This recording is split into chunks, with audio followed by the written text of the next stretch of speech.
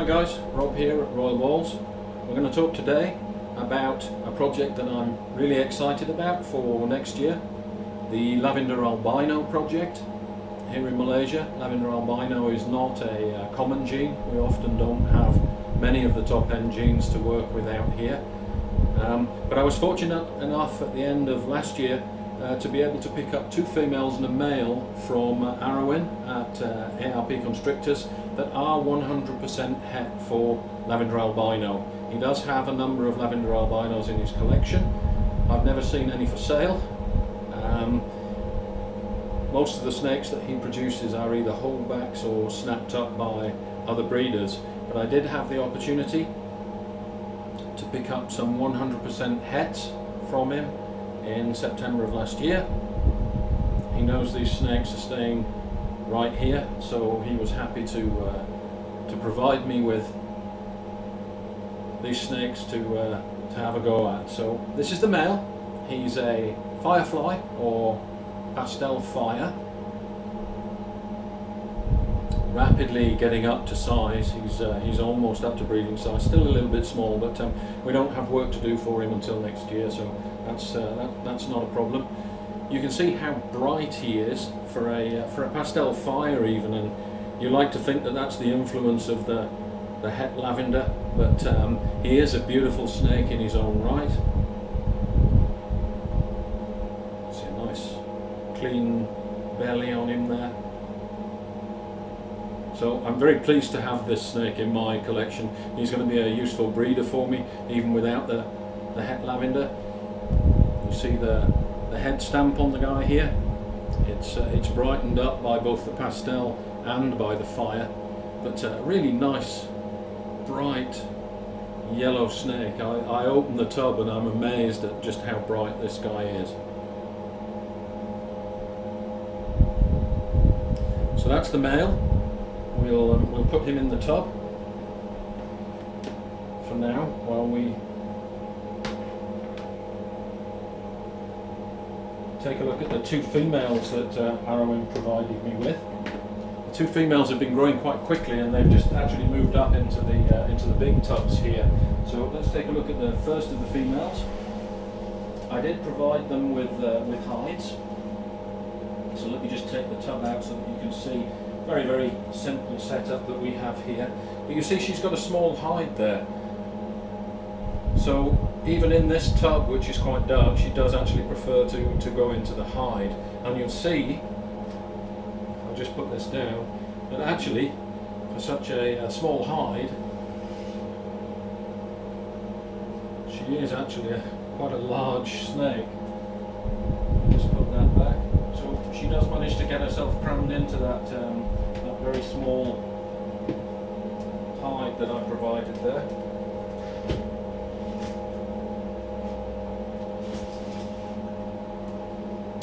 Okay, so she's pastel. She's very, very bright for a pastel. I don't know whether that's the line of pastel that Arowin has at ARP Constrictors, or whether that again is the influence of the het lavender. But you can see she's very, very clean. She's actually a little bit dull. She's probably just going into shed. But take a look at the size of this girl. I picked her up in September of last year, so I've had her for about 8 months. This girl is less than a year old, and she is already 1100 grams. She's not been power fed. She gets fed once a week on exactly the same schedule as my other snakes. She does get an appropriately sized rat, so she is on bigger rats now, but she is really packing on the pounds. And I think that's pretty common out here in the tropics. The snakes here do seem to grow a little bit faster than I'm accustomed to seeing in videos from the UK and from the US. I know Arowin has some 2-year-old females which are already 3 kilos. As I said, not power fed. They just grow incredibly quickly. So this girl, I have no doubt, is going to be ready for breeding at the end of next year when she'll be almost 2 years old. But yes, lovely big girl. So if I can just manage these things on my own here, let's take a look at the actual pairing. So we've got pastel in both of these snakes. we have fire in this guy, and we have 100% het Lavender Albino. So a 25% chance of a visual Lavender Albino.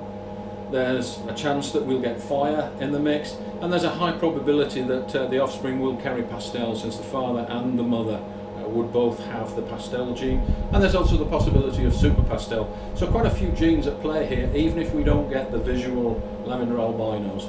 So that's quite an exciting combination.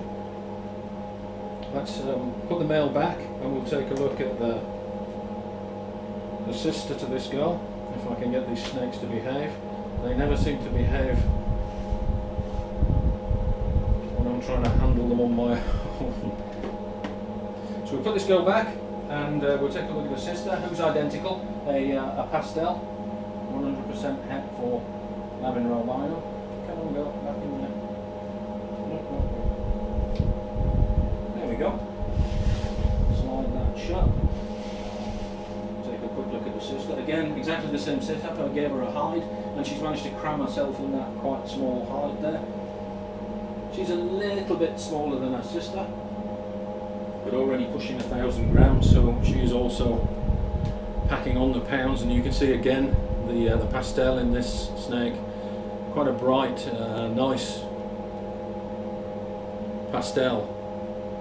So many thanks to Arowyn for allowing me to work with this combination and try and get some Lavender Albinos of my own. We got to put in the hard yards, as I said. We don't have the genes often to work with out here in Malaysia, but I don't mind that. It's actually all the more satisfying when you do get success, when you have to work for it a little bit. Okay, so those are the 3 snakes that I originally picked up from ARP Constrictors. Earlier this year, I was able to pick up a 3rd female, who is also 100% het for Lavender Albino. This girl is in shed, so she's a little bit dull, and I actually got this from a 3rd party, but she's probably also originally one of Arowyn's snakes. And this is one for Richard at Predator BP, one of his earlier videos. I'll put a link in the description below. One of his early videos, I know he talked about the cherry bomb, which is a blue-eyed leucistic snake with albino in the mix. So it's a white snake with pink eyes. So the original combination to get the blue-eyed leucistic is a super Mojave or a super lesser or a lesser Mojave. Many different ways to get that combination, with the albino to give it pink eyes. So the possibility with this girl,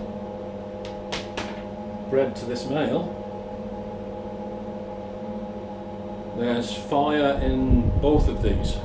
So we have the possibility of a black-eyed leucistic, a super fire, and mixed with Lavender Albino, there's a 25% chance that the babies will be Lavender Albino. I think the combination with the blue-eyed leucistic or the black-eyed leucistic or the super fire is about a 3% chance of getting that snake. So long odds, but that's okay.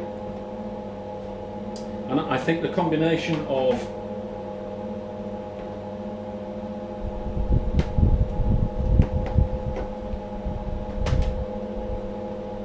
come on guy, settle down.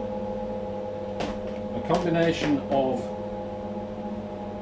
fire with the Lavender Albino will give darker eyes than the cherry bomb. The Lavender Albinos tend to have more ruby coloured eyes, so I don't know what you would call that combination. Probably a ruby bomb is a better name, but it will be interesting. If we don't get the visual this time around, of course, if we get some Lavender Albinos with a fire combination in it, we can always increase our odds for the following years to try to get that ruby bomb.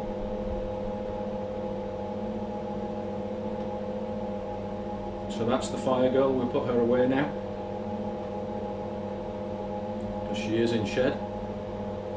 So very excited for breeding season